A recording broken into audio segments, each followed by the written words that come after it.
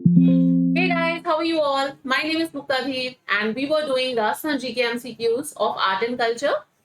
Art and culture में ये practice set 2 है. इससे प्रीवियस वीडियो में हमने सेट 1 किया था जहां पे हमने 1 to 10 क्वेश्चंस कवर किए थे. In this video will cover 11 to 20 question. This is important practice questions for all competitive exams and I hope that these questions will strengthen your preparation as well. So this is a brief introduction of mine. Those who wanted to know about me, they can have a look. Start करते हैं हमारे first question से, आज के first question से, which is which of the following dances does not belong to Kalbelia. इसमें से कौन से डांसेस हैं जो कि कालबेलिया से बिलोंग नहीं करते, कालबेलिया कम्युनिटी को. तो पहले हमने हाईलाइट कर लिया डज नॉट बिलोंग, तो यानी कि बिलोंग कौन कौन से करते हैं. शंकरिया डेफिनेटली कालबेलिया का ही डांस है, और ये आपका पनिहारी भी कालबेलिया को बिलोंग करता है.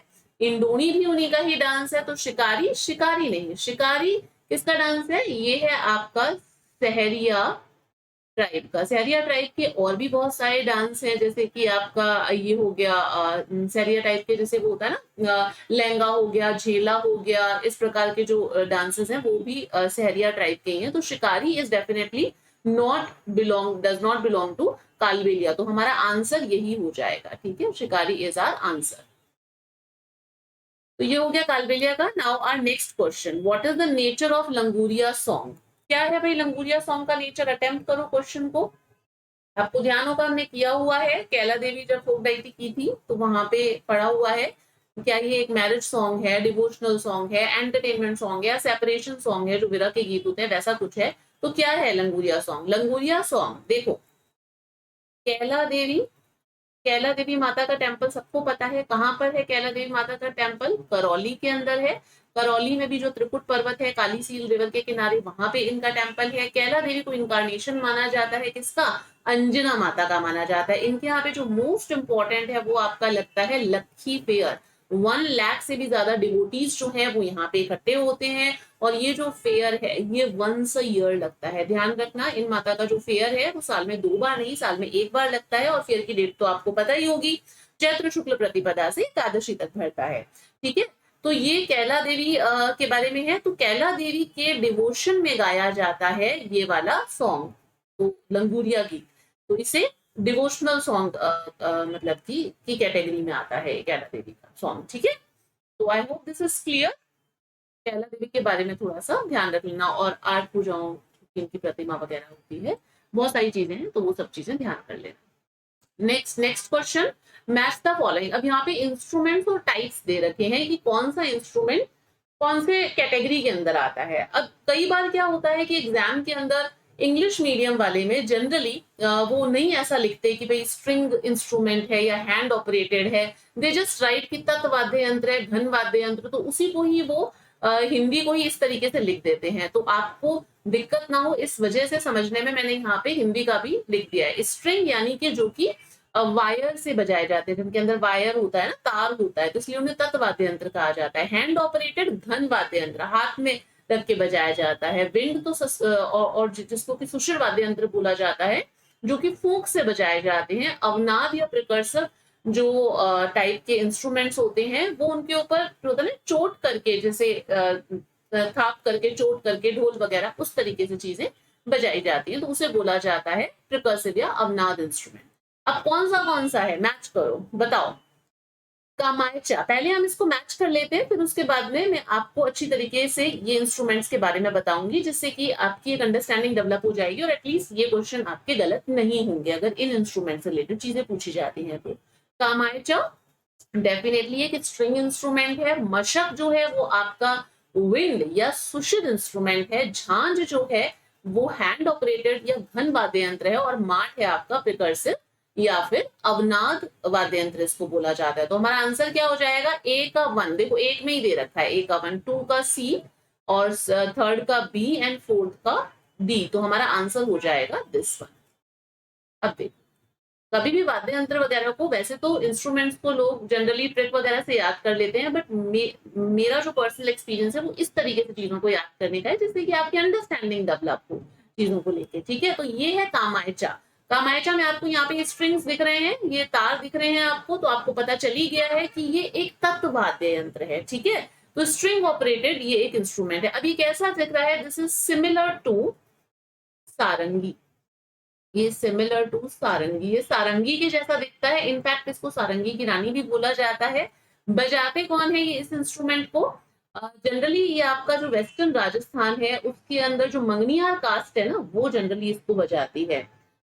मंगनियार कास्ट के लोग जो है वो जनरली इस इंस्ट्रूमेंट को बजाते हैं।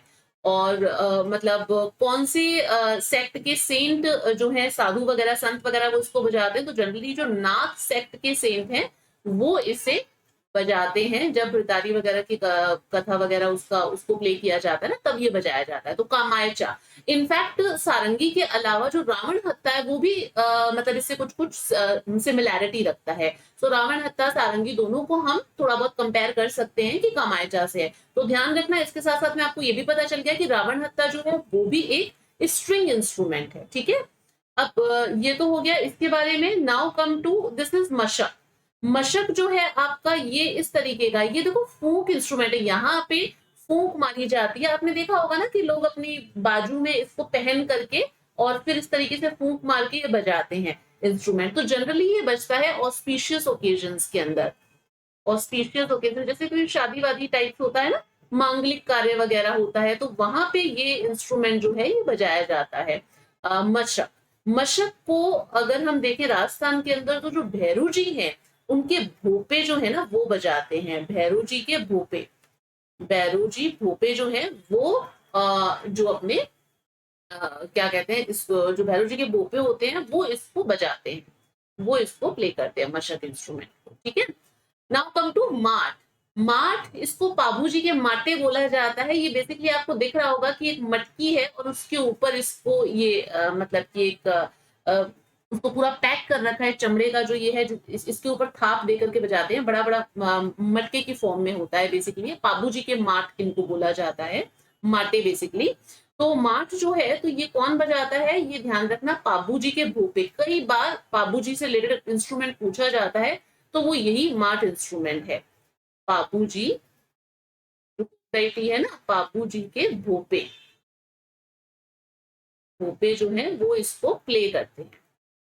झांझ, अब ये कैसा दिख रहा है आपको झांझ, ये आपको जो मंजीरे अपन बजाते हैं ना मंदिरों वगैरह के अंदर, उसी का ही थोड़ा सा बड़ा फॉर्म होता है। सो this is basically a bigger version of this is a bigger version of मंजीरा। मंजीरा, और ये जनरली कहाँ पे प्ले किया जाता है, तो शेखावटी रीजन के अंदर। शेखावटी रीजन, ये अपना जो चूरू सीकर झुंझुनू वाला आता है ना, वहां पे इसको प्ले किया जाता है, ठीक है। और कब प्ले किया जाता है शेखावटी रीजन में, शेखावटी रीजन में कुछ डांस वगैरह होते हैं, तो उसमें जो कच्ची घोड़ी डांस है ना, वहां पर इसको जनरली प्ले किया जाता है। कच्ची घोड़ी डांस, कच्ची घोड़ी डांस के अंदर इनको प्ले किया जाता है। तो समझ में आ गया कि कामायचा जो है वो एक स्ट्रिंग तत्वाद्य यंत्र है। मार्च जो है वो प्रिकर्सिव, यानी कि ऊपर से थाप दी यहाँ पे है ना, तो अवनाद, यहाँ पे अगर हाथ से अगर आप यहाँ पे थाप देंगे तो नाद क्रिएट होगा, है ना, तो उसको बोला जाता है अवनाद इंस्ट्रूमेंट। ये झांझ है जो कि हाथ में रख करके बजाया जाता है, हैंड ऑपरेटेड या घन वाद्य यंत्र है। और ये आपका हो जाएगा मशक, जो कि एक विंड ऑपरेटेड यानी कि जिसको कुशल वाद्य यंत्र बोलते हैं, तो वो है, ठीक है। तो इस तरीके से ये सारे के सारे इंस्ट्रूमेंट आई होप आपको समझ में आ गए होंगे, ये एटलीस्ट गलत मत करना। Now next question, which of the following dance does not belong to Garasia type. मैंने क्वेश्चन इस हिसाब से ही बनाए हैं कि जिसमें मैक्सिमम जो डांस वगैरह है वो आपके कवर हो। जैसे सपोज हम ग्रासिया की बात कर रहे हैं तो उनके कौन कौन से डांसर मैं आपको बता दूं यहीं पर ही सारे, जिससे कि आपको एटलीस्ट उतने डांस तो आप याद करके चले जाएं। और नाम ही पूछा जाता है, कोई बहुत ज्यादा इनकी डिटेल्स नहीं पूछी जाती है। डायरेक्ट आपसे मैच द फॉलोइंग में आता है कि कौन सा मैच करता है इस ट्राइब से और कौन सा नहीं मैच करता है। तो बहुत ज्यादा डिटेल्स में जाने की यहाँ पे जरूरत नहीं है, मल्टीपल चॉइस क्वेश्चंस के अंदर नहीं होती। चलो, तो ये आ गया आपका डांस जो है does not belong to Grasia tribe. Grasia tribe से कौन से डांस बिलोंग करते हैं, सोचो फटाफट से, कौन सा इनमें से नहीं है ग्रासिया ट्राइब का डांस, बताओ। देखो लूर जो है वो ग्रासिया टाइप का डेफिनेटली डांस है, वालर भी मतलब कि ग्रासिया टाइप का डांस है। इसके अंदर इंस्ट्रूमेंट कोई नहीं बजाते, विदाउट म्यूजिक इंस्ट्रूमेंट के ये यूज होता, ये डांस किया जाता है। जवारा जो है वो भी आपका ग्रासिया टाइप का डांस है, गवरी नहीं है, गवरी भीलों का डांस है, ध्यान रखना। ठीक है, तो गवरी किसका डांस है? भील कम्युनिटी का डांस है, तो इसलिए गवरी हमारा आंसर हो गया, क्योंकि ये पूछा गया था कि कौन सा नहीं है ग्रासिया का। अब लूर, वालर और ज्वारा के अलावा और कौन कौन से डांस है? उसके अलावा एक आपका आ जाता है कूद डांस आ जाता है, एक आपका मोरिया डांस आ जाता है, ये भी आपका किसका है? ग्रासिया का डांस है। कूद हो गया, मोरिया हो गया और आपका मांडल हो गया, ये सारे के सारे जो डांस है ये आपके मतलब कि ग्रासिया ट्राइब के हैं। तो इनके अलावा आप ये भी याद रखना, लूर, वालर, जवारा, कूद, मोरिया, मांडल, ये डांस किसके हैं? ये सारे के सारे ग्रासिया ट्राइब के डांस हैं। चलें आगे। चल, गवरी डांस के बारे में थोड़ा सा आपको चलो बता देती हूँ। गवरी कहाँ पे गया ये? गवरी डांस आगे इसके बारे में चलो यही बता देती हूँ गवरी के बारे में। गवरी बेसिकली क्या है? गवरी डांस को हम राई डांस भी कहते हैं, ये भील कम्युनिटी के लोग करते हैं, ठीक है ना। भील ट्राइब जनरली इस पर ये डांस करती है। तो भील करेंगे तो कौन से रीजन के अंदर ज्यादातर फेमस होगा? मेवाड़ के अंदर, पता ही है हमें कि वहीं पे ही भीलों की ज्यादातर ऑक्यूपेंस है ना। तो ये भील ट्राइब की कम्युनिटी के लोग करते हैं और ये डांस काफी लंबा है। इनफैक्ट ये जो है ये कंप्लीट 40 डेज तक इनका ये चलता है, गवरी राई जो नृत्य होता है। और इसके अंदर काफी सारे कैरेक्टरिस्टिक्स होते हैं, एक आध बार क्वेश्चन के कैरेक्टरिस्टिक्स पे भी आ चुका है, इसी वजह से मैंने दोबारा से इसको उठाया, मैंने कहा बता देते हैं यहीं पर ही। तो कैरेक्टरिस्टिक्स जो है वो इसके, जस्ट अ सेकेंड, हाँ, कैरेक्टरिस्टिक्स जो है इसके वो उसके अंदर आपके कुछ कैरेक्टर्स होते हैं गवरी और राई डांस के अंदर, जैसे कि कुटकुटिया, कुटकुटिया हो गया, और आपका कुटकड़िया वैसे बेसिकली बोला जाता है, और आपका बुढ़िया हो गया, राई तो बता ही दिया, राई हो गया। उसके अलावा आपका काना गुजरी हो गया, कान गुजरी, ठीक है, कान गुजरी हो गया, फत्ता फत्ती हो गया, कंजर कंजरी हो गया। तो ये सब इसके कैरेक्टर्स हैं जो कि यहाँ पर प्ले करते हैं, ठीक है। फत्ता फत्ती हो गया और उसके अलावा कंजर कंजरी हो गया, कंजरी हो गया। तो इस प्रकार से ये कुछ कैरेक्टर्स हैं इसके, गवरी और राई डांस के कैरेक्टर, ठीक है। इनके प्लेस के बारे में भी कई बार पूछा जाता है, तो उसके ऊपर चलो नेक्स्ट कभी क्वेश्चन बनाएंगे, ठीक है। तो ये हो गया ग्रासिया के डांस हो गए ये वाले सारे, और ये वाला गवरी जो है वो भील का हो गया। Next next question, Terah Taali dance is dedicated to which deity?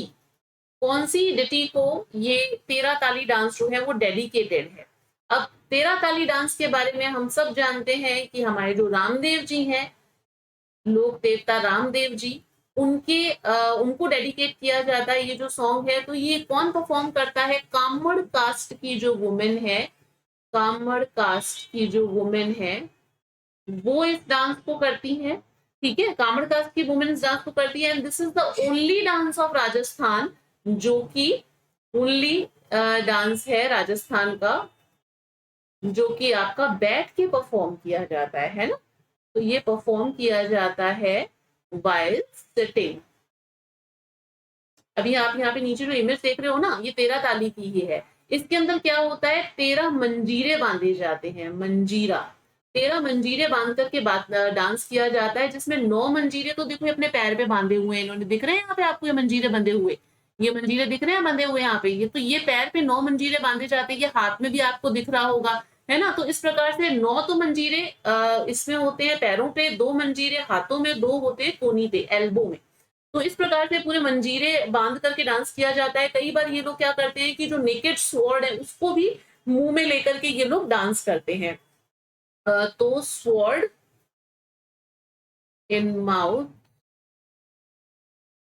And perform, तो जो बिल्कुल होता है ना कि नंगी तलवार होती है एक, बिल्कुल उस प्रकार से जो बिल्कुल एक नेकेड स्वॉर्ड है उसको लेकर के ये लोग डांस करते हैं। और जनरली वैसे तो ये रामदेव रा, क्योंकि भी अगर हम रामदेव जी की बात कर रहे हैं कि रामदेव जी को डेडिकेटेड है ये, तो जनरली आप रामदेव जी डेडिकेटेड जगह कौन सी देखोगे? आपका रामदेवरा हो गया, रामदेवरा हो गया, पोखरण हो गया, वहां पे ये जो है वो काफी पॉपुलर है। पोखरण, और इसका जो मेन सेंटर अगर देखा जाए तो वो है पाली। तेराताली का मेन सेंटर है पाली, पाली का पादरला, ठीक है, वो इसका मेन सेंटर है जहाँ पे ये जो डांस है वो परफॉर्म किया जाता है, ठीक है, वहां का ये मेन डांस माना जाता है। इसकी फेमस आर्टिस्ट में एक नाम ध्यान रख लेना, आर्टिस्ट के अंदर आप यहाँ पे ध्यान रख लेना मांगी बाई, मांगी बाई, ये ध्यान रख लीजिएगा, ठीक है। मांगी बाई जो है वो इसकी फेमस आर्टिस्ट, जैसे और भी है नारायणी मोहिनी करके, बट बाकी मांगी बाई का ध्यान रख लेना। कई बार पूछ लेते, जैसे फल्कू बाई का पूछ लिया, भाई चरी डांस के लिए फेमस है, तो वैसे ही मांगी बाई कौन से डांस के लिए फेमस है या फिर कौन से डांस से एसोसिएटेड है, पूछ लिया जाए तो आप कह सकते हो कि तेरह ताली डांस से एसोसिएटेड है, ठीक है। Come to next question, what are Patelia, Bichhu and Lalor. बिच्छियों, Pateliya और लालर क्या है? क्या ये कोई आभूषण है, ऑर्नामेंट है, या कोई फोक सॉन्ग है, फोक डांस है, म्यूजिकल इंस्ट्रूमेंट है, क्या चीज है भाई ये? बताओ, अटेम्प्ट करो ये क्वेश्चन। ये बेसिकली फोक सॉन्ग है, और फोक सॉन्ग कौन सी कास्ट के हैं या कौन सी ट्राइब के हैं? तो भील, भीलों के ये फोक सॉन्ग्स हैं, पटेलिया, बिच्छियों और लालर। चलें आगे। Question number 17, artist Gopi ji Bhatt belong to which folk theatre. कौन से फोक थिएटर को बिलोंग करते हैं आर्टिस्ट गोपी जी भट्ट? तो देखो, गोपी जी भट्ट की अगर हम बात करें तो गोपी जी भट्ट हो गया, या फिर सपोज आपको बोल दिया दिलीप भट्ट पूछ लिया, तो ये पूछ लिया, तो आप ध्यान रखना कुल मिलाकर के जो ये भट्ट फैमिली है ना, भट्ट फैमिली जो है जयपुर की, ये फेमस है कौन से फोक थिएटर के लिए? तमाशा के, तमाशा। तो कोई भी नाम आ जाए भट्ट फैमिली का तो समझ जाना, और फोक थिएटर पूछा जाए तो आप तमाशा टिक कर देना, ठीक है। तो तमाशा इसका मेनली वो होगा। Now come to next question which is famous Gindar dance belong to which region. Gindar dance कौन से रीजन को बिलोंग करता है? पता है हम सबको कौन से रीजन को करता है? फटाफट से बताओ फिर, कौन से रीजन को बिलोंग करता है? Very well sir, Shekhawati.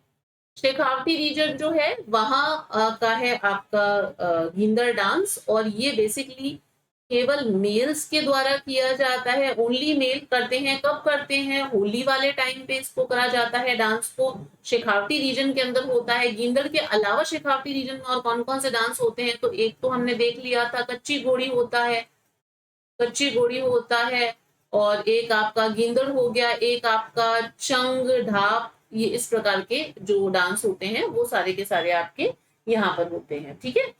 चलो कम टू नेक्स्ट,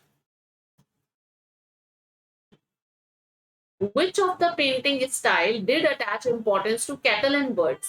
कौन सी ये प्रीवियस किसी ईयर के अंदर पूछा हुआ है, I don't remember it right now, but जब मैं बना रही थी क्वेश्चन तो आई रिमेम्बर कि कैटल बर्ड्स या फिर एनिमल बर्ड्स की कौन सी इंपॉर्टेंस, कौन सी पेंटिंग स्टाइल के अंदर उनको ज्यादा इंपॉर्टेंस दी गई, क्वेश्चन पूछा जा चुका है प्रीवियस ईयर्स के अंदर।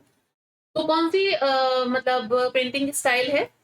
तो इसका आंसर है बूंदी। अब बूंदी के बारे में, बूंदी स्टाइल ऑफ पेंटिंग के बारे में जब बात आई है तो हम दो चार बातें देख लेते हैं बूंदी के बारे में जो कि एक्चुअली में इंपॉर्टेंट है। एक तो बात हो गई कैटल और बर्ड्स, ठीक है, मतलब कि एनिमल्स की और बर्ड्स की यहाँ पर मैक्सिमम पेंटिंग्स हैं, ठीक है, बर्ड्स की मैक्सिमम पेंटिंग्स हैं यहाँ पे। इसके अलावा बूंदी स्टाइल के अंदर ही आपके ग्रीन कलर का सबसे ज्यादा यूज किया जाता है। आपसे कई बार पूछा जाता है कि भाई कौन सी पेंटिंग के अंदर ग्रीन कलर ज्यादा यूज है, कौन सी पेंटिंग में रेड एंड येलो कलर ज्यादा यूज है, तो वो सब चीजें आप इस हिसाब से बता सकते हैं कि ग्रीन कलर इसके अंदर, और कौन सी पेंटिंग्स के अंदर मतलब कि ये पूछा जाता है कि किसके अंदर फेडेड कलर यूज किए गए हैं, है ना। तो इस तरीके से आप जब पेंटिंग्स पढ़ेंगे तो वहां पे आपको ज्यादा क्लियरिटी मिलेगी। पेंटिंग्स पे मैं कुछ मतलब क्वेश्चंस बना करके करवाने की कोशिश करूंगी, बट पहले अभी हम बूंदी देख रहे हैं तो बूंदी में 4-5 बातें याद रख लो। एक तो ग्रीन कलर का मैक्सिमम यूज हुआ है, मैक्सिमम यूज हुआ है ग्रीन कलर का। उसके अलावा यहाँ पे आपको ब्यूटीफुल इलिस्ट्रेशन मिलता है लाइंस का, मतलब beautiful illustration of lines,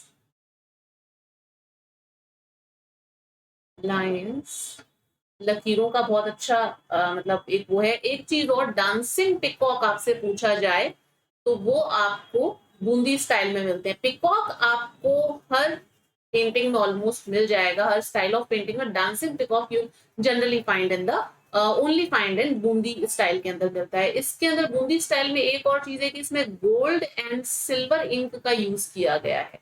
gold and silver ink का यूज किया गया है। मैक्सिमम यूज जो है वो गोल्ड एंड सिल्वर इंक का वो यहीं पर ही किया गया है बूंदी के अंदर। एक पेंटिंग का नाम है जो कि काफी फेमस है, जो कि बूंदी स्टाइल से मतलब कि बूंदी पेंटिंग स्टाइल को ही बिलोंग करती है, विच इज नायिका भेद पेंटिंग। कौन सी पेंटिंग है? नायिका भेद पेंटिंग। तो ये आप पेंटिंग, तो ये इतनी सी बातें आप बूंदी स्टाइल ऑफ पेंटिंग के बारे में याद रखिएगा, क्योंकि जनरली क्वेश्चन यहीं से ही बनता है। इनमें से ही कोई एक चीज पूछ ली जाएगी बूंदी के बारे में, अगर पेंटिंग को लेकर के पूछ रहे हैं तो। Next question, which of the following painting style does carry the details of painters and their fathers name? कौन सी स्टाइल के अंदर जो पेंटर है वो अपना नाम, अपने फादर का नाम, डेट पर्शियन लैंग्वेज के अंदर लिखता है? कौन सी इनमें से पेंटिंग स्टाइल है बताओ? देखो, इसमें से स्टाइल है बीकानेरी स्टाइल ऑफ पेंटिंग के जो पेंटर्स हैं वो अपना नाम, अपने फादर का नाम, डेट वगैरह ये सब पर्शियन लैंग्वेज के अंदर बिल्कुल जो पेंटिंग है उसके नीचे की साइड में ये लोग लिखते हैं। तो बीकानेरी स्टाइल ऑफ पेंटिंग हुआ। ठीक है, so we are done with today's 20 questions. So this is all about the video. अगर आपको ये वीडियोस पसंद आ रहे हैं, if you want me to make more videos on MCQs कि मैं आपको क्वेश्चंस के थ्रू करवाऊं, देन प्लीज आप इन वीडियोस को मैक्सिमम शेयर कीजिए, लाइक कीजिए, एंड मुझे भी कमेंट सेक्शन में बताते रहिए कि आपको वीडियोस कैसे लग रहे हैं, whether these videos are helpful for you और नॉट, बिकॉज आपके रिस्पॉन्स के बेसिस पे ही फिर चीजें आगे बनती है ना, उस हिसाब से। तो अगर आपको बेनिफिट होगा तो ही कंटिन्यू करेंगे ना चीजों को। तो ये कुछ प्लेटफॉर्म्स हैं जहाँ पे आप मुझसे चाहें तो जुड़ सकते हैं, और जैसे ही इसके 50 क्वेश्चंस के करीब हो जाएंगे तब मैं इसके ऊपर पीडीएफ जो है इसकी भेज दूंगी। ठीक है, और ठीक है जी, मिलते हैं फिर अगले वीडियो में। Till then stay connected, bye bye.